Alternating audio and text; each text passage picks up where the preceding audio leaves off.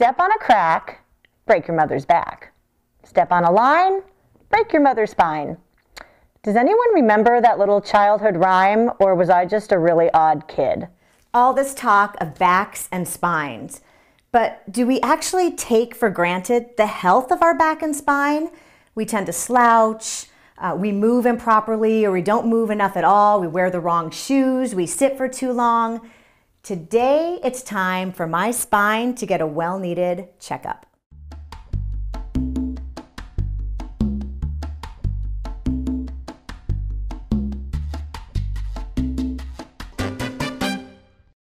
Chiropractic care seems to have a very confusing reputation. Anything from it's too expensive to chiropractors only treat back pain. Now, we know that the spine brings balance to our skeletal frame, it absorbs shocks and bouncing, and without it, we wouldn't be able to bend and twist, let alone move. But it also houses the spinal cord and the spinal nerves, which literally control cells and tissues and organs throughout our entire body. This makes the chiropractor much more than just a doctor for the back. So I think it's time to get to the truth about chiropractic care. So I am consulting with Dr. Beth-Aiken today from Riverside Family Chiropractic. Yep. So I have to ask you, what is the funniest or silliest myth that you have heard about chiropractic care? I think the silliest thing is that you have to come back to the chiropractic doctor forever. Okay. And it's true, actually. Okay. Because there's never been any family physician or your optometrist or anybody else that's said, don't come back and ignore your health. So your dentist doesn't say, Right. Oh yeah, your teeth look good today, don't come back till they all fall out. What is your story with chiropractic care? How did you actually get started? I got a job at a chiropractic office when I was in high school. And at the time, I was suffering from migraine headaches, and I was getting them 3-4 times a week. Oh. Terrible, terrible pain that progressed throughout the day. By the end of the day, I had to be in a cold, dark room. Wow. Yeah, it was terrible. So as a result of working at the office, I was getting adjusted and treated on a regular basis, and they went away. And I was like, this is the greatest thing ever. I said, and that's what put me on this path to become a chiropractor. So. And that's interesting because the other myth that we hear is that chiropractic care is just for the back. That's what people think. Yeah, that's what people think. And what can someone expect maybe before and after they come to get an adjustment? Before your first adjustment, your chiropractor should give you a thorough exam and talk to you about any health problems that you're having, because it's important to know not only when to adjust and when not to adjust. After an adjustment, not everybody feels immediate pain relief. Also, too, if it's your first adjustment, you may be a little bit sore.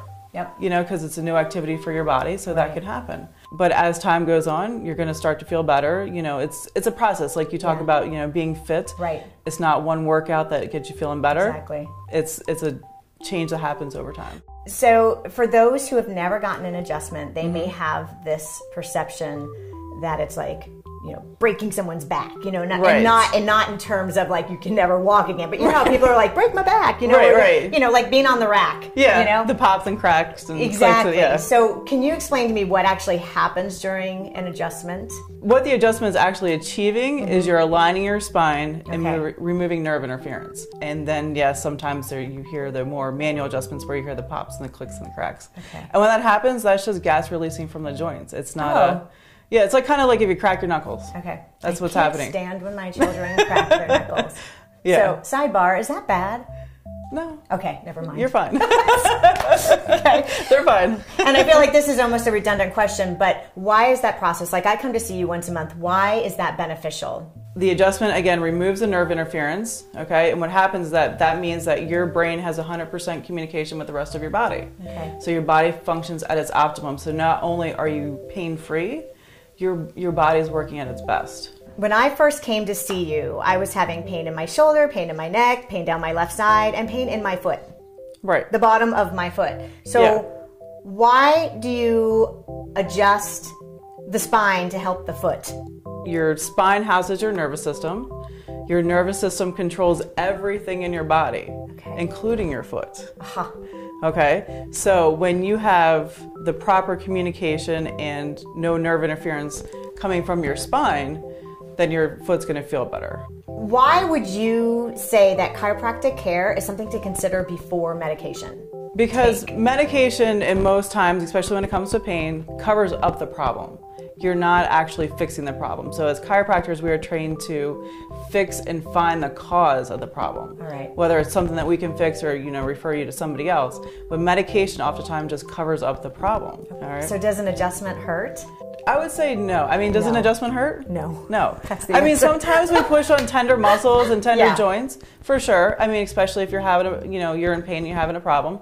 But in the long run, no, it does not hurt. And you should not walk out of this office feeling worse than you I walked think in. that's what people are afraid of. I have Yeah. never walked out of a chiropractic appointment going, whoa, what the heck? And I've met people like that where they're like, I walked out of the chiropractor and I'm like, I feel worse. I'm like, that should not happen. That should not happen. No. No. Okay. No. We're on the same wavelength.